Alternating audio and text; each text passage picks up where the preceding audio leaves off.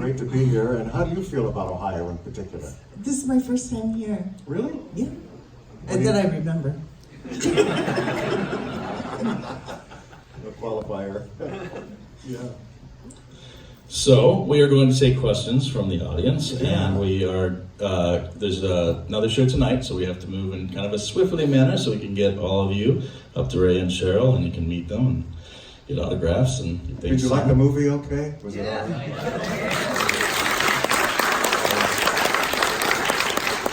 Well, you don't look any of the worse for wear, so I guess you made it through it. I know those last 20 minutes, man, that can really do a person in, I know. And I know it did us, didn't it? Okay, any questions? Yes, sir. So, first of all, welcome those of you in Columbus. Hope you're having a good time. Thank you. Fans. And question for Sheryl. First of all, I'm a huge Beatles fan as well as a Twin Peaks fan, so I love you in Backbeat. Thank you. Now out on Blu-ray, so if you haven't seen it. Oh, I didn't even know that. Thank you. Bring it back to Twin Peaks. One image that's always struck with me is when you do the meanwhile. Was that a specific direction from David? Is that something you did? Does it have any symbolic meaning for you? Or? You know, I wish I could remember that moment more. I'm certain that it came from David and David's brilliant mind, and that it means something somewhere very significant. I don't know that I would have ever been given that information, but for me, you know, I always have to translate, even if I don't necessarily know what his meaning of something is. For me to make the moment true, it has to mean something for me, so it did. But that's a secret. Thank you. Okay, any more questions? Yes, sir. So, working on the series and the movie, how was, I guess, your acting approach on those as far as, did you have way more time to play when you were shooting the film? As far as, you know, dialogue was a lot looser, and with the TV series, you just stick more to the scripts. What was the difference there for you guys, personally, that way? Well, for me, always sticking to the script with David was something that you just do. It's different with different directors, but Yeah. it's pretty word for word. Everything is so, especially the series, and everything is so well constructed by the writers that you really don't want to mess with any of the words, you know. Everything has double, triple meanings, and so if you get a few words off, it screws up the whole mechanism, you know. And so we pretty much stay to the, every once in a while, you know, we toss in a little exclamation, but those are few and far between. So, when, as far as like shooting it, did you feel like you moved at the same pace, or did David have more time to play with the film than you did in 76 episodes you directed? Yeah, I mean, definitely in terms of mood and pace and creativity, the film was very, very different than working on a television show, especially at that time, 35 years ago. It Wow. might be different now. Wasn't it 35 years ago? Yeah. 30, I guess. 30, Yeah. 30, 35, give or take. 19, yeah. Yeah, Oh, the 30. it might be 31. different now, but then especially, Wow. How old are you? I'm 38. You were a baby when you saw us the first time, right? I was 9. And it did affect you, didn't it? It did. I was watching it on a little TV and not in color, not because it was behind the times, but it was the kitchen TV as opposed to the living room TV, which was the color one. And so I was getting my hair cut by my mother, and she was wanting to watch the Sunday night movie, which was called Twin Peaks. And in my opinion, if my mom wanted to watch a Sunday night movie, it's gonna suck. And so I was like, all right. And I was watching it in black and white, and the rest I watched in color, of course, but it really was such a beautiful thing, even in black and white, and I stuck with it, and my mom got weirded out by half the elements of the series. Yeah. She's like, this doesn't make any sense, man. And I was just like, I love it. So And seeing you as an actor was the first time I remember crying during a scene, seeing your grief over your Laura. So when you find out and you drop the phone, you don't say anything. It was very funny. Well, I originally, when I met with David, I thought I was going up for the part of the sheriff, Sheriff Truman. And then a couple of days later, when I got the call and said, David wants you to play Leland, I thought, wait a minute, I got to look back at the script and see Leland. He finds out that his daughter is dead and he cries. And then he goes to the morgue and identify his daughter's body and he cries. And then he's up in his daughter's bedroom when they're searching for her diary and he cries. Is that what this guy does, is cry? But therein lies the challenge. I thought I have to show different levels of crying and different types of grief. And then as I started to show them what I could do, they started writing more and more for the outrageous things that Leland did, throwing themselves on the caskets and dancing with himself and all that Dancing stuff. with myself. Yeah. Little Billy Idol in your life right now. Yeah. And you came into the process as a dead girl, wrapped in plastic, right? And that you thought at the time that was going to be it, right? Yeah, just like 4 days as a body. 4 days is a lovely body, I have to say, and you were wonderful in that plastic. But in Fire Walk with Me, she was absolutely amazing. Well, And hopefully I got to dance. she did everything that an actress can imaginably do. She ran the whole gamut of emotions, and it was amazing to watch her. I had a good teacher. You could tell we get along. You know? Yes. One, I love you both. I just want to say that. Oh, thanks. And this question's for Sheryl. Sheryl, I'm a fan of both Twin Peaks and One Tree Hill. And you play very traumatic roles. Like, you deal with very heavy roles, it seems like. So how do you deal with that? How do you prepare for that? Well, I don't have necessarily one way of preparing for every single thing, but I do love research. I always have, so I love that part of the creative process. To get to dive into worlds that I may not get to experience in my everyday life. So I do extensive research, and but that's both internal and external. And sometimes for characters it's more internal, and sometimes for characters it's more external, or sometimes I start outside and work in, and then sometimes I start inside and work out, or do both simultaneously. Does that make sense at all? Wow. Thank you. Yeah. Oh, come on. Somebody, you must have questions. Come on. Don't you want to know any secrets? Any secrets? Yeah. But I was really wondering, what is your take on the innocence of Leland? Like, was he never aware of what was happening, or in your own opinion, of you playing the character? Never was he- aware. he was Never aware. Never aware of Bob. Never. So that's Always- how you played it. Yeah, always. I was always just Leland in my head. Mm-hmm. Even when I flipped the switch and was doing bad things, in my head I was still Leland. Right. Bob never entered into it. Mm-hmm. He never entered into it until my last episode on the series, when the water's raining down on him in Cooper's arms, and he's reading the Tibetan Book of the Dead, Yeah. and I look down a long tunnel, and there's a white light at the end of it, and in that light is my beautiful daughter Laura holding out her arms to me, forgiving me. And it's then that Leland realizes what he's done, and then he's able to feel some sort of redemption that his daughter is forgiving him for doing what he did, and that kind of made it all more palatable for me, you know? Because the whole idea of killing my own daughter was something that I did not want to deal with.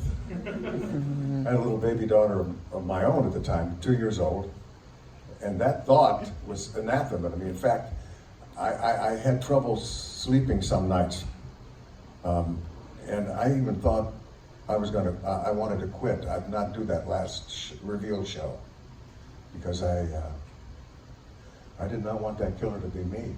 Anybody else. Ben Horn would have been a good.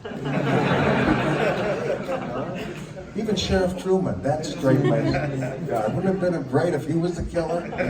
Andy. Oh, Andy. Oh, no, Andy's too sweet. He could never do that. But I sure didn't want it to be me. So when Fire Walk With Me came along, then you had to relive it all again. Thank you, David. Yeah, and even more so because then we had to lay the groundwork for the series, you know. And it all had to make consistent sense in a way, and yeah, but then she got a chance to do her thing, this one, Yes. and it was a wonderful thing to watch. And I had some wild moments in that movie, yeah, yeah. Thank you. Yep. Hi, welcome to Ohio, welcome back. Thank you. Great work, obviously, everyone feels the same way. But was David Lynch transparent with you about your roles, or did they kind of develop, or were you kept in the dark at any moment? I feel like I'm always in the dark with him, but the dark is not a bad place to be. It's the place of mystery, and it's the place of living in the question and having the courage to live in the unknown. And I love that. And I greatly appreciate his courage to sit still in that place. Very well put. Yeah, I feel the same way. Yeah.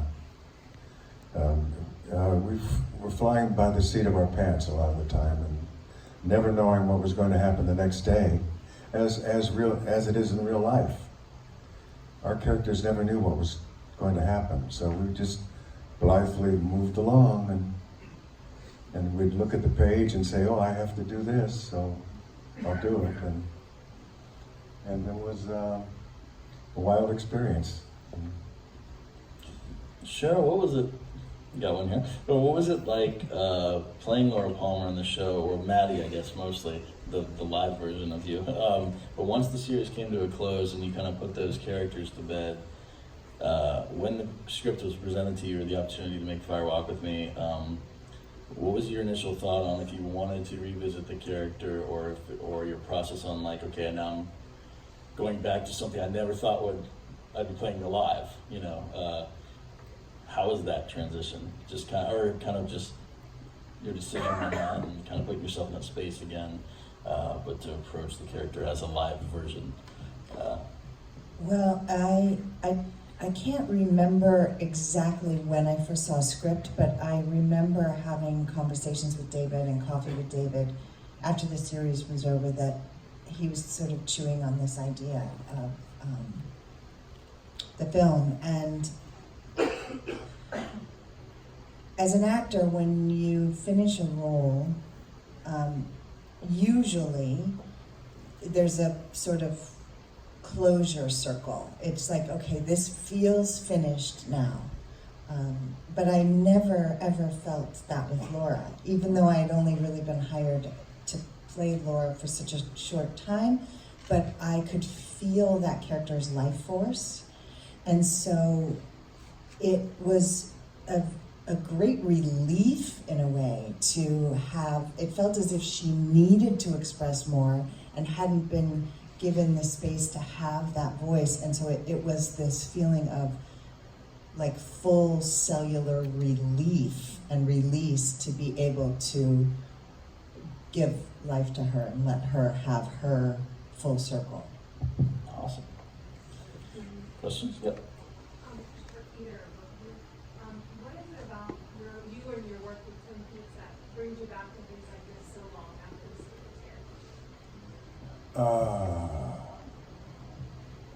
That brings us back to things like this. I think for the adulation, probably.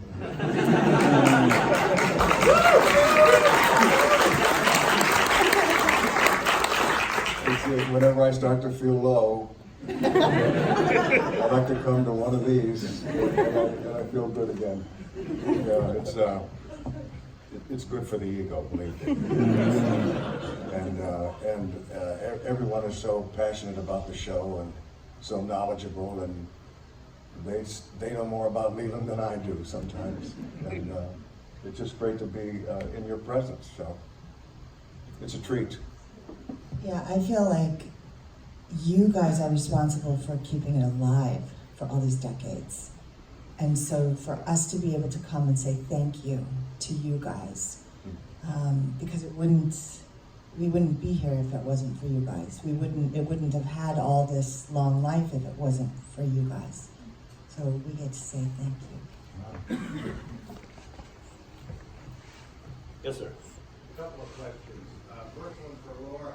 When they brought back the series, Laura! come on, man. She sometimes goes by Sheryl. I didn't even catch that wasn't my name. After they brought back the show, the 25 years later, did that bring closure to the character for you? Because obviously it did for me.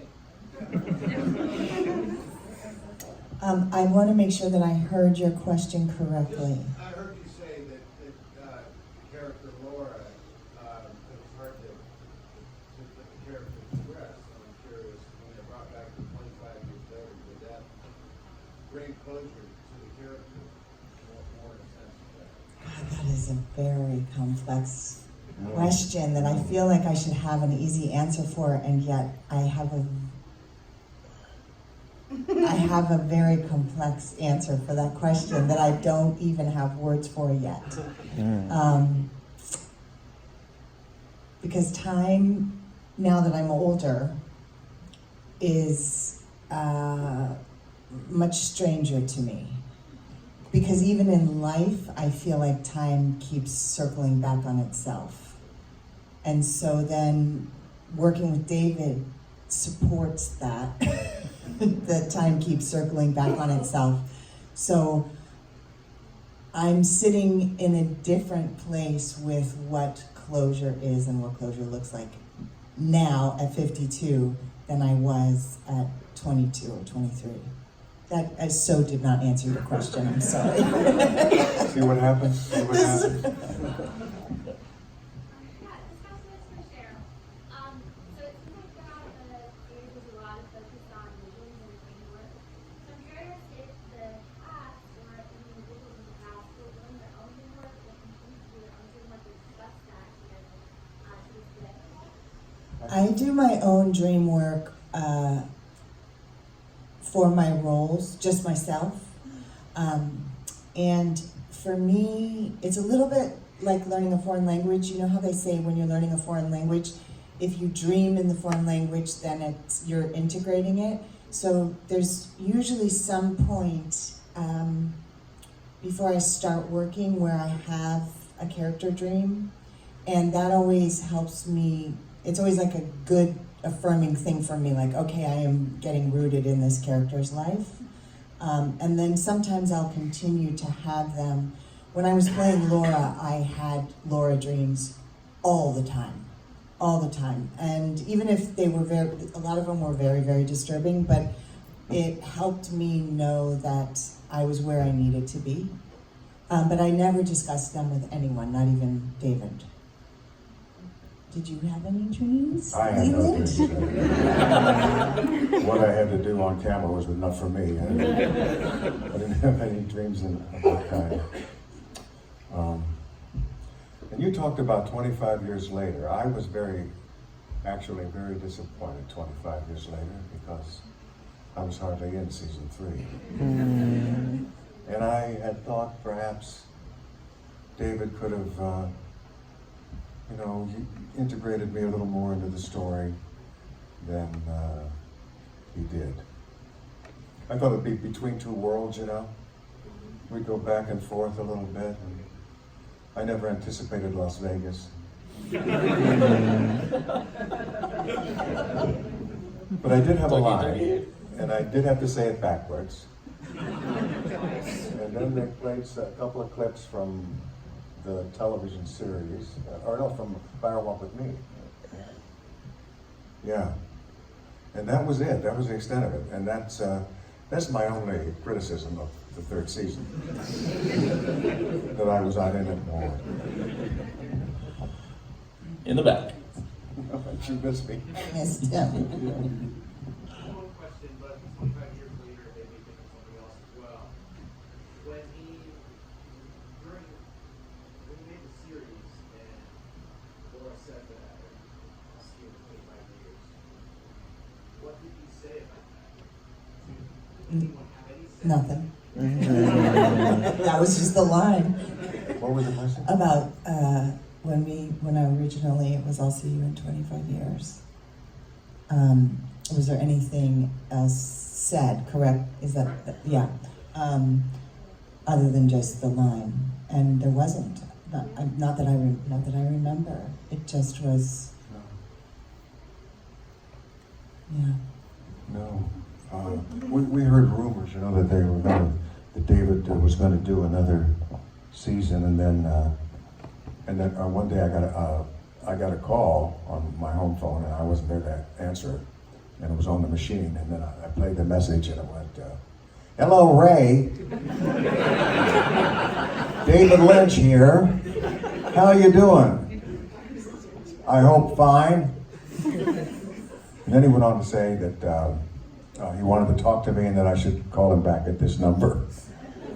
And so I called him back, and he said, "Well, we're going to do it again, and we're going to do a new season." And he wanted to know if I was on board, and I said, "Well, of course, you know, when the master calls, I always say yes, you know," and didn't have to think about it. But if I'd known I only had one line, I may have said something then, you know. It just makes me think of that threatening scene in Lost Highway where Robert Loggia calls Walter Sargetti and he's like, "How you doing, Pete? I hope you're doing well." And it's the same thing David said to you, but it's like, so what, was it a threat? It's like when he told me that I was the killer. We were in that dark room with a waterfall lava lamp, and Brown carpet. and Sheryl was there, and Richard Beamer, Ben Horn, and Mark Frost and David, and we were all sitting cross-legged on the floor. And then David reached over and touched me on the knee, and he said, "Ray, it's you. It's always been you." I thought, "Oh no, I don't want it to be me." And then he went on to say how beautiful it's going to be. A beautiful thing, Ray. He told me about Cooper, Tibetan Book of the Dead, and being forgiven by my daughter, and so he made it all very palatable for me. And then that last show, directed by Tim Hunter, was just super. I mean, the writing was super, and so I went out in a blaze of glory, a wet blaze of glory. Yes. Can you all talk a little bit about the Maddie's death scene? And because I think the way we experience it maybe is completely different than the way you experience it. I don't know, maybe not. You mean all the way to Missoula, Montana? Yeah. Yeah. I just got chills just looking at you say that just now. Yeah. Well, this poor girl, as Maddie, she was killed by 3 different guys that day. By me, by Richard Beamer, who played Ben Horn, and by Bob, Frank Silva. Because David didn't even want any of the crew to know who the real killer was. So he had 3 people kill her that day. And you took a beating. I remember that. It was rough on you that day. It was like a 14-hour day, I think. Yeah, it was longer. It was longer. But the thing is, those days, you know, it's a tricky thing because it has to be choreographed for safety and stunts and everything just so perfectly. And I was working with such great actors that I knew I was in really good hands. So you have the whole technical part of it that has to be sort of hit exactly, and then this emotion with it. And your adrenaline carries you through those days. It's not until the next day when you try to get out of bed and you can't that you realize, wow, that was a doozy. But yeah, just being in such good hands is Yeah, if you ever want to be killed on camera, I'm the go-to guy. So if Richard Beamer killed you that day too, was it actually like Ben Horn in a different situation rather than the living room of the Palmer house by? No, it was exactly the way. Okay, it was It just was done the they same just way every switched time it with a out. different Okay. person. Yeah. I'm just thinking, Yeah. oh, where's that footage? Neither one of them really did it with as much ferocity as I did. Of course not. Of course not. But that's just me tooting my own horn. I do that a lot at home, but mostly at home. And it doesn't impress my wife at all. Or my two kids. Cheryl, I have a follow-up question. I used to be a social worker, and I would get like secondary trauma from like hearing things from other people. Did you carry any of that like with you outside of your work? Because it's like super traumatic stuff going on. Did you like leave that with any trauma that you had to deal with? Well, first off, thank you for your social work. Oh, yeah. When you learn to be an actor, nobody teaches you how to let go of stuff. And I feel like that's a really important part that should be taught. So I kind of had to learn on my own. And I had a wonderful doctor one time say to me, you have to remember the only part of you that knows that you're acting is your mind. So your physical body, if you're in a state of sadness and you're crying, or if you're in a state of fear, those chemicals in your body are releasing as if you really are in a state of danger or fear or sadness. So I appreciate the thoughtfulness of your question. I've learned over the years how, just by trial and error and by learning the hard way most of the time, how to manage that when working. But I did not know how to do that as a youngster. Yeah, I wish it was just taught more in our culture everywhere, not just actors, but there's so much trauma now from so many different things that. Yeah, and when I did Twin Peaks, I'd already had about 30 years under my belt of playing bad guys and good guys and outrageous guys and of every ilk, and so I was able to leave that all in the studio and drive home to my house in the Valley in Glendale and just be a dad and a husband, you know, and then I would next day come to the studio and be that person all over again. But I was able to leave it and shuck it off. Yeah. We have time for a couple more questions. Yes. So there's a lot of scenes, a lot of great scenes with the two of you that are super tense, where you're both maybe lying to each other, or like when you're in the car and you pull over by the mechanics and you're. Well, that's my favorite scene in the whole movie. That sequence is my favorite in the whole film. I want to know what it's like to ramp up to that, that character action, and then what it's like after they say cut, because you're both almost shaking with this internal trauma. It was really an intense scene, and it took all day to shoot that scene. And I remember one of the few times I've ever seen David short-tempered was at getting towards the end of doing that scene, shooting that whole sequence, and he became a little short-tempered and a little disturbed. And I think you never hear him yell, but you could tell that he was a little bit angry. I'm not exactly sure angry at who. I think it was a crew member, wasn't it?